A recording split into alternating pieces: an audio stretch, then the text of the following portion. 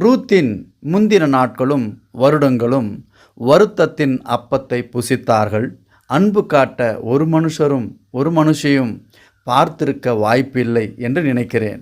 நாம் வாழ்கிற நாட்களைப் போலவே நம் பணம், நம் வாழ்க்கை, நம் வசதி, அண்ணன் என்ன தம்பி என்ன அவனவன் தலைவிதி, வேதம் சொல்லும் விளக்கம் இருக்கட்டும் ஒருபுறம் என்று நவீன வாழ்க்கை முறையைப் போலவே மோவாப் தேசத்திலும் இருந்திருக்க வாய்ப்பு இருக்கிறது. ஆனால் தேவன் ரூத்தின் மீது அன்பு வைத்தார்.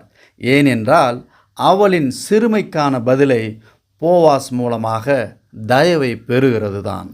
ரூத் 2ஆம் அதிகாரம் 12வது வசனத்தில், உன் செய்கைக்கு தக்க பலனை கர்த்தர் உனக்கு கட்டளையிடுவாராக. இஸ்ரவேலின் தேவனாகிய கர்த்தருடைய செட்டைகளின் கீழ் அடைக்கலமாய் வந்த உனக்கு அவராலே நிறைவான